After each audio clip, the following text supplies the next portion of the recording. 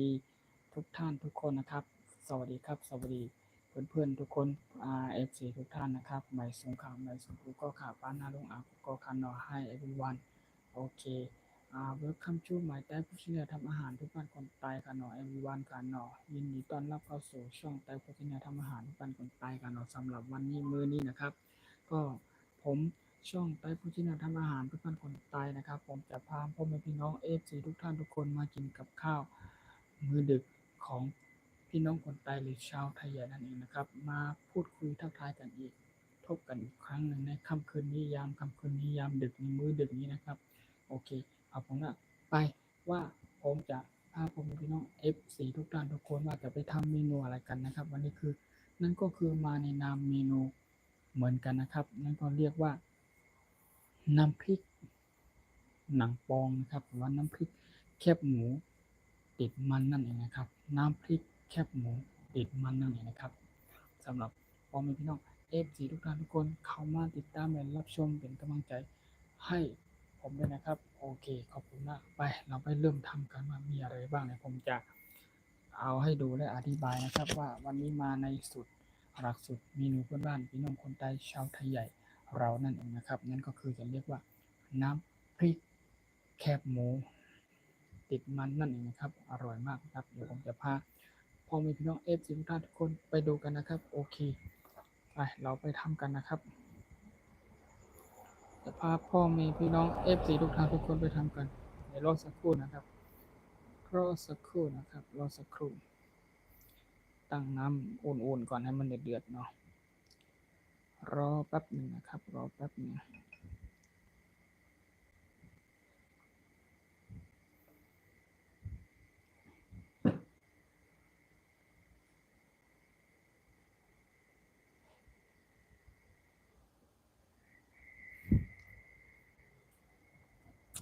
ไม่ซุ้มก็ครับไม่ซุ้มไปเอากระเฮ็ดกันคานาวาเป็นกับข้าวเมนูพื้นบ้านอย่างไรเรื่องนี้กับข้าวเมนูพื้นบ้านมื้อดึกวันนี้นะครับผมช่องไต้ผู้ชี้แนะทำอาหารทุกคนคนไทยจะพาพ่อพี่น้อง FC ทุกท่านทุกคนไปทำกันนะครับวันนี้ก็คือผมจะมาทำน้ำพริกแคบหมูไร้มันนั่นเองครับน้ำพริกแคบหมูไร้มันโอเคถั่วเน่าไต้แคบกะเวลี่กูดจ็อบเลยค่ะโอเคแล้วก็อันนี้ก็ส่วนอันวันนี้ก็คือจะใช้เป็นกระเทียมนะครับกระเทียมหรือผักหมี่หอนะครับแล้วก็ต้นหอมผักชีหอมพริกนิดใช่ไหมไอ้ผักชีฝรั่ง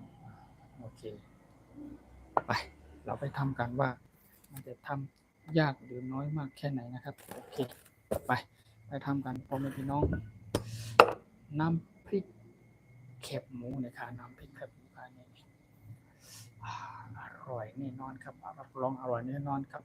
หวานแน่นอนเค็มแน่นอนหวานเปรี้ยวใจมากครับพ่อแม่พี่น้องโถเน่าแผ่น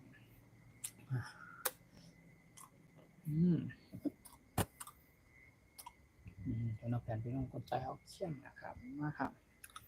สวัสดีครับสวัสดีFCทุกท่านทุกคนครับจัดไปทำเมนูพื้นบ้านคนไทยน้ำพริกแคบหมูนั่นเองครับมาครับ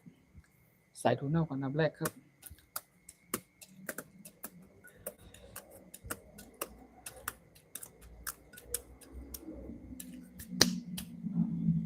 2 แผ่นครับ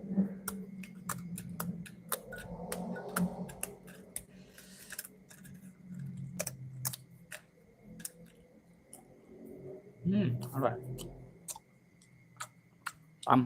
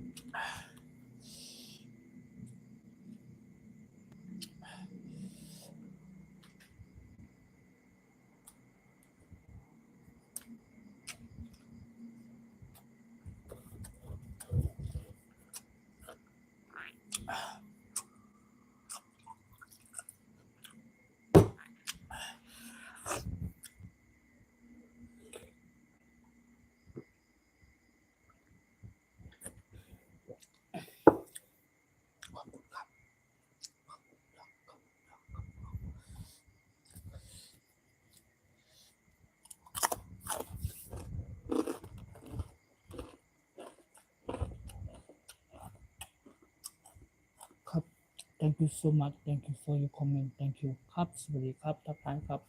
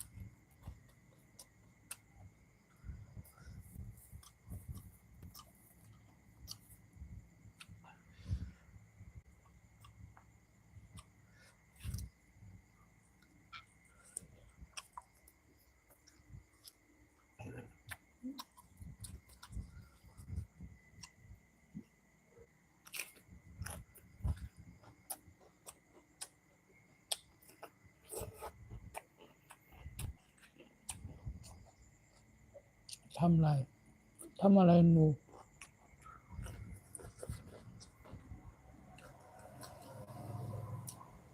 น้ำพริกแคบหมูพี่น้องคนไทยหรือชาวไทยใหญ่ครับเอฟซีทุกท่านขอบคุณมาก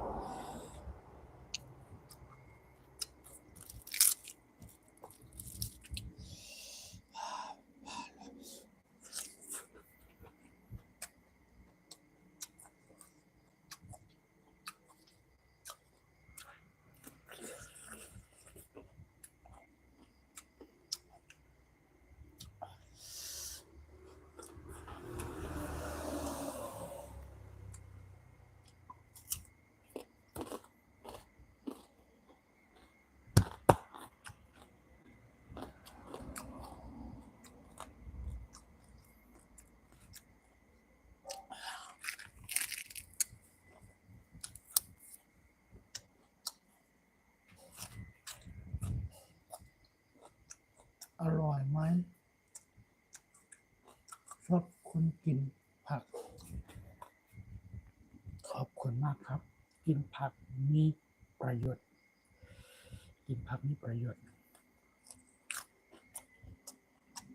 ไม่เงินเนื้อสัตว์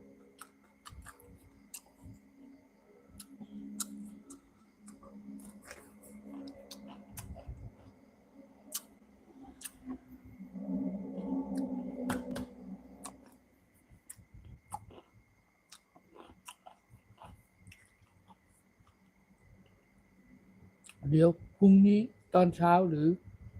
สายนิดหนึ่งจะมาทำเมนูพื้นบ้านคนไทยเรียกว่ายอดมะบกแกงหรือว่าผักน้อยแกงนั่นเองนะครับรอแป๊บหนึ่ง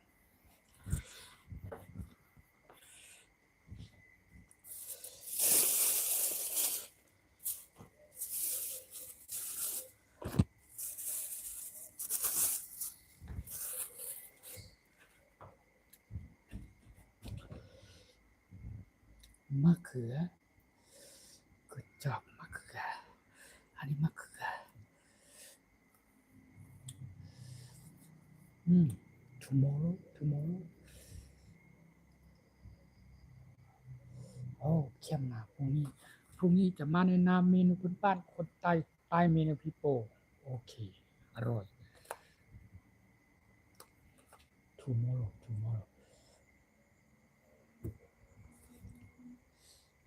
โอเคแล้วก็จะมีมะนาว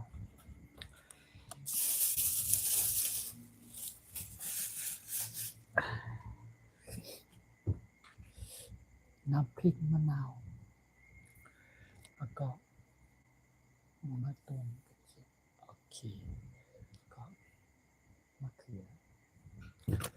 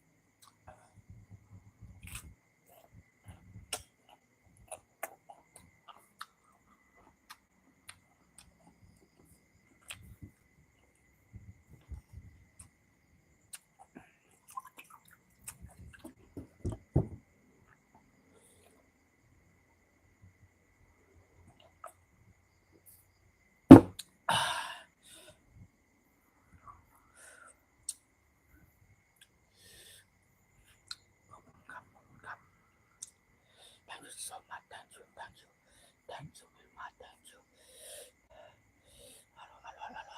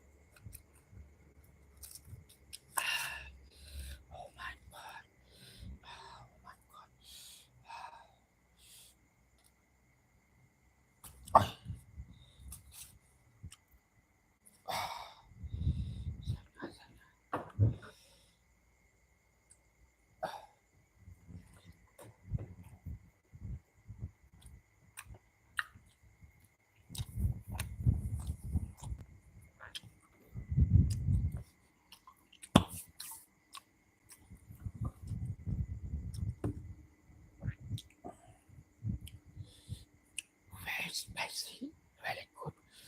อร่อยมาก good job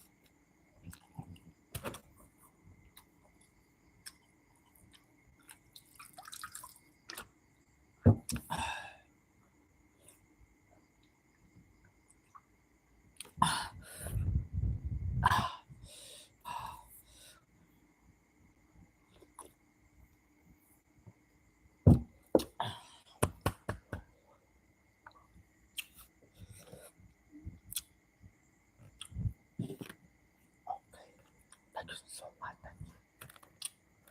โอเคอร่อยมากๆครับ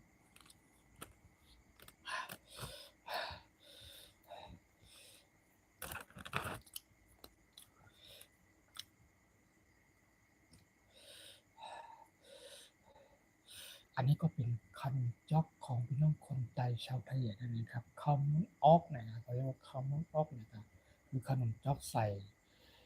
น้ำอ้อยผสมเมล็ดงาคีมอนนั่นเองนะครับอร่อยมากครับเป็นของกินอีกชนิดหนึ่งที่อร่อยและ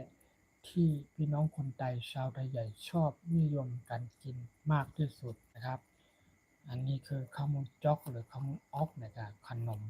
จ๊อกนั่นเองนะครับอร่อยนะครับเนี่ยผมจะเตะให้ดูนะครับเตะให้ดูแบบเห็นชัดๆเลย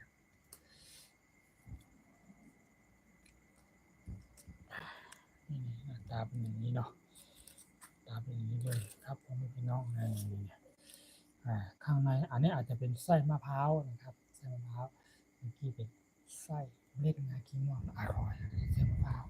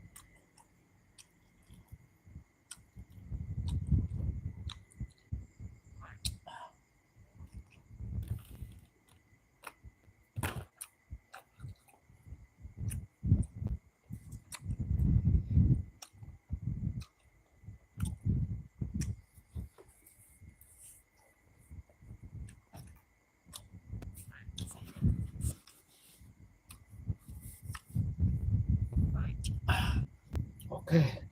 อร่อยมากๆ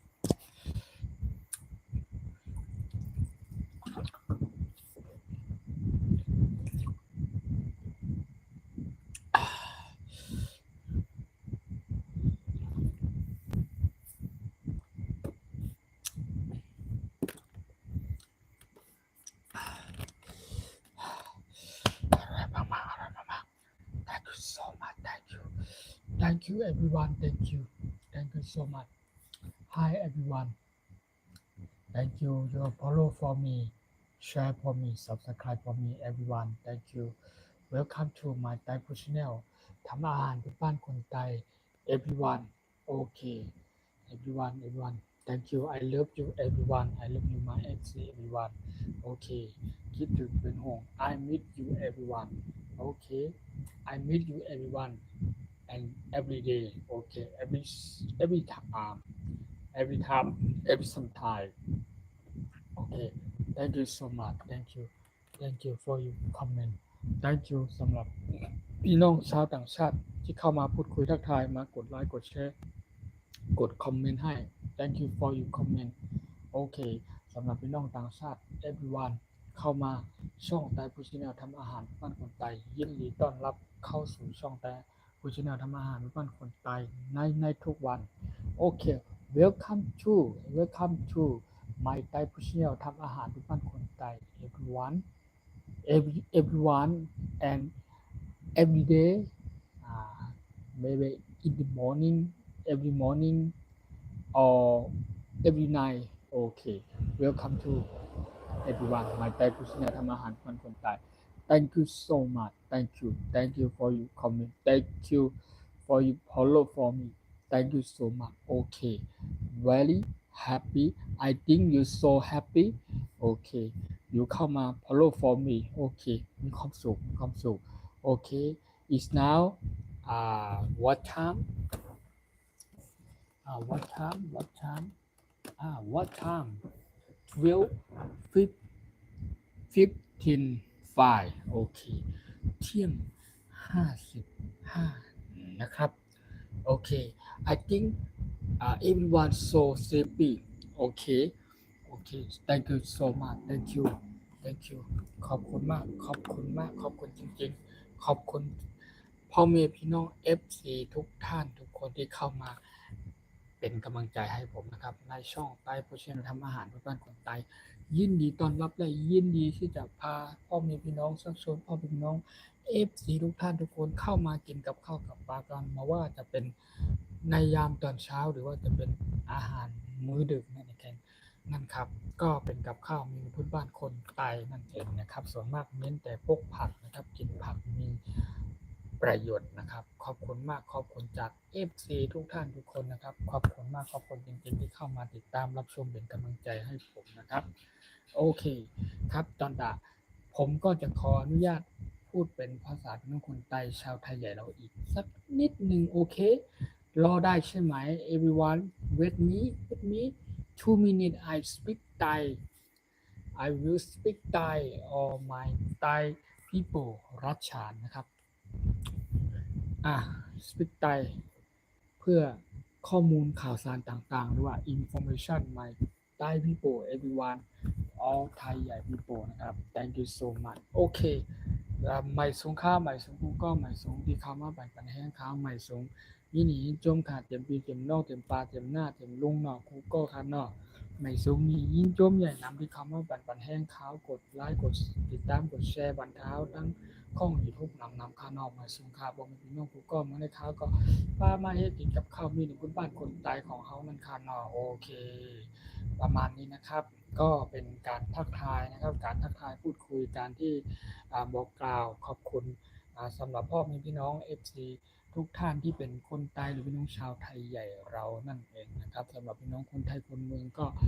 เป็นที่รักของช่องผมทุกท่านทุกคนนะครับขอบคุณมากขอบคุณจากการติดตามการรับชมทุกคนนะครับโอเคสำหรับพี่น้องต่างชาติก็ thank you so much thank you everyone thank you follow for me thank you subscribe for me thank you for tonight something food Thai menu people เรียกว่าน้ำพริกแคบหมูติดมันนั่นเองนะครับโอเคน้ำพริกแคบหมูติดมัน Thai menu people นะครับโอเคน้ำพริกหนังป้องค่ะว่าน้ำพริกหนังป้องโอเค I speak Thai sometimes I'm speak Thai people or sometimes speak Thailand or sometimes English okay sorry everyone sorry บางคำหรือว่าsometimes you understand me speak Thai people or Thailand เนาะ โอเคขอโทษด้วยบางคำบางคำพูดบางศัพท์อาจจะพูดเป็นภาษาพี่น้องคนใต้ชาวไทยใหญ่เขาเนาะขอโทษด้วยนะครับโอเค everyone listen to me โอเค I love you everyone I miss you everyone my FC everyone my friend everyone okay love you everyone every day every sometime I like my YouTube หรือว่า on YouTube เนาะ every sometime คิดถึงทุกคนรักทุกคนเป็นห่วงทุกคนตอนที่ได้เข้ามาไลฟ์สดหรือพูดคุยทักทายทุกครั้งนะครับเป็นห่วงและคิดถึงทุกท่านนะครับขอบคุณมากขอบคุณจากใจจริงๆขอบคุณมากที่เข้ามาเป็นกำลังใจให้นะครับขอบคุณมาก thank you so much thank you everyone subscribe for me follow for me subscribe for me everyone โอเคตอนนี้ก็กี่นาทีแล้วตอนนี้ก็คือ15 to minute โอเค is the x is the 7 minute 1 hour already okay I will stop my line now เราจะขอหยุดการไลฟ์ก่อนไลฟ์สดก่อนนะครับขอบคุณมากจากพ่อแม่พี่น้อง FC ทุกท่านทุกคน thank you so much thank you อาจจะพูดไปแล้วเพี้ยนหรืออาจจะพูดไปแล้วไม่ค่อยถูกต้องตามคำศัพท์ของภาษาอังกฤษนะครับหรือว่าเพราะว่าเราก็ไม่ได้เก่งแบบว่าจะต้องอธิบายทุกอย่างนะครับก็สามารถพูดได้นิดหน่อยนะครับก็อยากให้พ่อแม่พี่น้อง FC ทุกท่านทุกคนที่เป็นต่างชาติต่างแดนนะครับต่างชาติจะได้เข้ามาฟังแล้วรู้สึกว่ามีความสุขแล้วก็เข้าใจในการที่ผมอธิบายไปนะครับหรือว่าการพูดคุยทักทายไปนะครับขอบคุณมากสำหรับพ่อแม่พี่น้องคนไทยคนเมืองพี่น้องคนไทยชาวไทยใหญ่เราก็ไม่ได้อธิบายอะไรมากมายแต่ก็เข้าใจกันหมดอยู่แล้วนะครับแต่สำหรับพี่น้องต่างชาตินะครับโอเคพูดได้นิดหน่อยนะครับ I can speak English a little bit ครับ a little bit ครับเพราะว่าเราไม่เก่งครับ everyone not perfect 100% not perfect everyone I think perfect 15% 7% 99% everyone 100% no everyone โอเคเพราะฉะนั้นไม่มีใคร perfect 100% นะครับ99 70% 50% โอเคแค่นี้สำหรับการพูดภาษาอังกฤษนะครับเราก็อ่อนเหมือนกันเราไม่ค่อยเก่งนะครับได้นิดหน่อยนะครับภาษาพม่าถ้าเขาถามว่าพูดภาษาอังกฤษได้ไหมyou English สกาเปียวแต่ละประมาณนี้เปล่าผมก็เหมือนแบบพูดได้นิดหน่อยนะครับเมงกลาบ้าก็สวัสดีครับเนาะทามิชาแปลว่ากินข้าวเนาะเกจูบาเลยครับแล้วก็แปลว่าขอบคุณครับได้แค่นั้นโอเคส่วนภาษาจีนก็คือนี่ห่าวอย่างเดียวเชี่ยวนี่ห่าวว่าไงต่อนี่ห่าวแต่เชื่อมาว่าเปล่าพูดได้นิดหน่อยไม่เก่งนะครับอยากเก่งอยากพูดอยากคล่องเราต้องศึกษาเราเรียนมันขยันมันอ่านมันท่องมันพูดคุยนะครับทุกคนไม่มีใครเพอร์เฟกต์ 100% นะครับทุกคนทุกท่านย่อมล้นมีแต่ความผิดพลาดกันทั้งนั้นครับที่เบิ้ลบอกว่าที่ไหนมีทุกที่นั่นก็มีสุขนะครับความเพอร์เฟกต์มันไม่ได้มากับทุกคน 100% นะครับโอเคบางคนก็อาจจะ 99% สุดยอดโอเค99% perfect but sometimes people โอเคมันอยู่ที่ใจเรา myself but I need to I want to speak real English every day or every sometime แต่ไม่มีโอกาสนะครับโอเคไม่มีโอกาสทุกครั้งหรือทุกเวลาเราอยากเรียนนะครับอยากเรียนภาษาอังกฤษนะครับแต่เราไม่มีโอกาสขนาดนั้นนะครับเพราะว่า เราไม่ใช่นักเรียนครับ I'm not student ครับไม่ใช่นักเรียนครับโอเคเราไม่ใช่นักเรียนเราคือคนทำงานครับไม่มีเวลาครับ I no have free time I'm working every day นะครับ working every day I'm I am not student คือไม่ใช่นักเรียนนะครับแต่ก็อยากเก่งอยากพูดครับอยากเขียนได้อ่านได้นะครับจะได้เก่งๆจะได้พูดคุยทักทายพ่อแม่พี่น้อง FC ทุกท่านทุกคนที่เข้ามาเป็นกำลังใจให้นะครับอธิบายเป็นทั้งภาษาไทยทั้งภาษาพี่น้องคนไทยชาวไทยใหญ่เรานั่นเองนะครับในส่วนภาษาอังกฤษก็เราก็อยากจะอธิบายแบบเยอะๆพี่น้องต่างชาติพี่น้องทุกต่างแดนเพื่อจะได้มาเข้าใจในวิธีหลักการพูดของเราการอธิบายของเราในฐานะที่ผมเป็นพี่น้องคนไทยชาวไทยใหญ่คนหนึ่งก็อยากให้พ่อแม่พี่น้องFCทุกท่านทุกคนโดยเฉพาะพี่น้องต่างชาตินะครับอยากให้เข้ามาเรียนรู้เกี่ยวกับการทำอาหารพื้นบ้านหรือว่าเข้ามารับชมวิดีโอหรือว่าให้เป็นที่คุ้นเคยการว่าเอากับข้าวพี่น้องไทยนี่กับข้าวพี่น้องคนไทยใหญ่นี่เอาไทยเมนูปีโป้นี่ประมาณนี้นะครับก็อยากให้เข้ามาดูและติดตามรับชมก็มีความสุขกันนะครับอะไรที่มันดีก็เก็บไปไม่ดีก็ไม่ต้องเก็บนะครับเขาเรียกว่าดีหรือชั่วช่างหัวเขาสิ่งดีๆแล้วนำมาปฏิบัตินะครับประมาณนี้นะครับโอเคสิ่งไหนดีสิ่งไหนมีความรู้ก็เก็บไปใช้ได้สิ่งไหนที่ไม่น่าเก็บไม่น่าใช้ก็ไม่เป็นไรกว้างตรงนั้นไปเลยโอเคในส่วนการที่ผมได้อธิบายแบบเป็นภาษาพี่น้องคนไทยบ้างภาษาพี่น้องคนเมืองคนไทยบ้างหรือว่าอังกฤษบ้างมีเป็นบางครั้งเนาะซัมไทม์เนาะซัมไทม์ไม่ได้แบบว่าไม่ใช่แบบว่า every time เนาะไม่ได้พูดแบบตลอดเวลาเนาะเกี่ยวกับภาษาอังกฤษอย่างเดียวแต่ว่าเราก็พูดผสมผสานกันลงไปความเป็นมาของพี่น้องคนไทยชาวไทยใหญ่เรานะครับผมอยากจะอธิบายแบบให้พ่อแม่พี่น้อง FC ทุกท่านชมต่างชาติจะได้เข้าใจรู้หลักการอธิบายเป็นภาษาพี่น้องคนไทยบ้างคนไทยใหญ่เรานั่นเองนะครับพี่น้องคนไทยคนเมืองทางรวมโดยเฉพาะภาษาอังกฤษนะครับผมก็อยากจะอธิบายแบบเยอะๆมันก็ได้นิดหน่อยได้นิดเดียวนะครับแต่ก็ขอบคุณมากนะครับแต่ขอบคุณมากสำหรับการเข้ามาติดตามและรับชมของพ่อแม่พี่น้อง FC ผู้เป็นที่รักของช่องผมใต้ผู้ชินแนลทำอาหารคนใต้นะครับผมก็ขอบคุณมากนะครับตอนนี้ก็ผมใช้เวลาไลฟ์สดนานพอสมควรแล้วนะครับผมก็จะขออนุญาตลงไลน์หรือว่าย้อนตั้งข้องลงไลน์เนี่ยครับเนาะขออนุญาตลงไลน์ครับประมาณนี้ก็พับเป็นภาษาคนใต้ก็เรียกว่าย้อนตั้งข้องลงไลน์เนี่ยครับเนาะถ้าเป็นภาษาอังกฤษผมก็ไม่สามารถที่จะอธิบายเต็มรูปแบบขนาดนั้นผมแค่บอกว่าผมจะหยุดไลฟ์แค่นั้นเองครับผมก็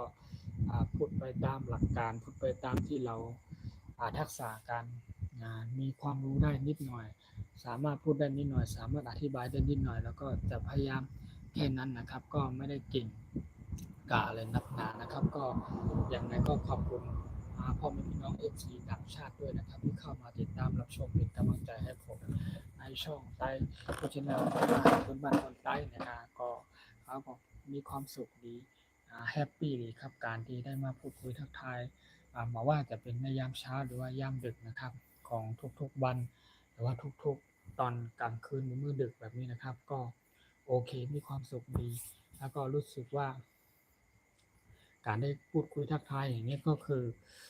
มันเขาเรียกว่าอะไรมันจะทำให้เรารู้สึกแบบว่าคิดถึงพ่อแม่พี่น้องFCทุกท่านแล้วก็อยากพูดอยากคุยทักทายด้วยการไลฟ์สดตลอดนะครับแต่ถ้ามีเวลาผมก็จะใช้เวลานานๆไลฟ์ไปนานๆเลยไลฟ์สดแบบนานๆแต่ว่าบางครั้งเดี๋ยวก็มีธุระไปนู่นไปนี่นะครับแต่ว่าผมเชื่อว่าพ่อแม่พี่น้อง FC ทุกท่านทุกคนที่คอยเข้ามาติดตามรับชมหรือว่าอาจจะรออยู่บ้างว่าสมมุติว่าผมชอบมากินอาหารมื้อดึกนะครับแล้วก็จะมี FC บางท่านมาว่าจะเป็นพี่น้องคนไทยคนเมืองพี่น้องต่างชาตินะครับพี่น้องคนไทยชาวไทยใหญ่เราทุกคนนะครับทุกเผ่าทุกชนนะครับที่พี่น้องลาวพี่น้องกัมพูชาพี่น้องเวียดนามอะไรก็แล้วแต่ที่น้องแถวประเทศอื่นด้วยที่อาจจะเป็น FC ของช่องผมแล้วก็รอการที่ผมจะต้องมาไลฟ์สดว่า ไตผู้ชี้แนวทำอาหารพื้นบ้านคนไตวันนี้ไม่เห็นมาไลฟ์สดเลยวันนี้ไม่เห็นมาไลฟ์กินกับข้าวกับปลารออยู่อย่างนี้ผมเชื่อว่าน่าจะมี FC แบบที่ต้องรอคอยผมอยู่นะครับเพื่อที่จะได้กลับเข้ามาดูไลฟ์สดหรือว่าการกินการใช้การที่ได้มาพูดคุยทักทายและเห็นแบบไลฟ์สดเวลาการกินเก็บแบบอาหารพื้นบ้านของพี่น้องคนไตเฮานั่นเองนะครับผมคิดว่าทุกท่านอาจจะมีแบบรอคอยอยู่นะครับบางครั้งหรือว่าบางวันถ้าผมไม่ว่างไม่มีเวลาผมก็ขออภัยในส่วนมากด้วยนะครับไม่ได้มาตามกำหนดว่าบางทีเราได้บอกกล่าวสัญญาพ่อแม่พี่น้อง FC ทุกท่านไว้แล้วแต่ผมไม่ได้กลับมาทำตามคำสัญญาที่เคยบอกว่าจะมาวันนี้ตอนเย็นจะมาวันพรุ่งนี้ตอนเช้าเนี่ยบางครั้งเราก็มีติดธุระไปนู่นไปนี่ก็เลยไม่ได้มาอย่างตามที่สัญญาไว้นะครับก็ขอโทษด้วยนะครับขอบคุณมากขอบคุณจาก FC ทุกท่านทุกคนยังไงก็ขอบคุณทุกท่านทุกคนนะครับที่เข้ามาเป็นกำลังใจนะครับผมจะขออนุญาตลงไลน์และขออนุญาตนักข้องลงไลน์ก่อนนะกูก็หมายสูงกูก็ครับหมายสูงโอเคอ่า Hi everyone โอเคตอนนี้ก็ one hour already แล้วโอเคI think I come to see you I think maybe tomorrow see you again my friend all my FC everyone see you again see you for tomorrow in the morning โอเคแล้วก็มาดูกับข้าวกับปลาไตเมนูพีโปโอเค see you in my ไตผู้เชี่ยวทำอาหารทุกวันคนไต tomorrow in the morning again everyone thank you so much thank you โอเคสำหรับคืนนี้ก็มีความสุขครับ very happy ครับทุกคนนะครับโอเค so sleeping แล้วผมรู้นะครับทุกท่านทุกคนที่เข้ามาอาจจะง่วงนอนกันนะครับขอบคุณมากขอบคุณสำหรับวันนี้กับการที่เข้ามาทักทายพูดคุยทักทายเป็นกำลังใจให้ผมนะครับขอบคุณมากๆขอบคุณจากใจจริงๆครับพ่อมีพี่น้องทุกท่านทุกคน FC ทุกท่านพี่น้องไทยพี่น้องเมืองพี่น้องทุกภาคส่วนนะครับขอบคุณมากนะครับโอเคยิ่งจ้วงใหญ่หนาวค่ะที่เขามาบันแห้งขาวค่ะมาในขาวก็ได้ย้อนป้อเห็นนะข้องลงลายก่อนค่ะกันได้ก่อนค่ะนอนแต่เดี๋ยวไรจุ่มมุ่งไปไว้มาอบอู้ทุกทักทายกันเดี๋ยวว่าป้ามากินข้าวกับข้าวกับปลาเพื่อนบ้านคนใต้ของเฮาแทงมาพูดกันนะคะเนาะโอเคใบสงค่ะตอนดาวันมาได้ค่ะก็โอเคแล้วมีความสุขมีจมขอบคุณเหมือนน้ำคากูก็คาใหม่ทรงกูก็คาใหม่ทรงค่ะหน้าเดี๋ยวขออนุญาตลงลายก่อนนะครับโอเคทุกท่านนะครับขอเนี่ยลงไลน์ก่อนนะครับบายบาย everyone บายบาย Google ค่ะบายบายทุกท่านทุกคนนะครับ FC love everyone นะครับ love everyone meet you everyone and meet you every sometime I like สด my YouTube everyone หรือว่า every sometime every day เนาะ thank you ขอบคุณมากในการที่ได้มาพูดคุยทักทายทุกครั้งที่มาไลฟ์สดหรือว่าได้มาพูดคุยว่าทาง YouTube นะครับก็คิดถึงพ่อแม่พี่น้องทุกท่านทุกคนนะครับหมายสุงก็หมายสุงค่ะขออนุญาตลงไลน์ก่อนนะครับพ่อแม่พี่น้องที่ยังเหลืออยู่10คนนะครับที่อยู่เป็นกำลังใจผมก็ขอบคุณมากนะครับขอบคุณมากๆขอบคุณจริงๆขอบคุณครับหมายสุงก็ค่ะหมายสุงค่ะสงค่ะ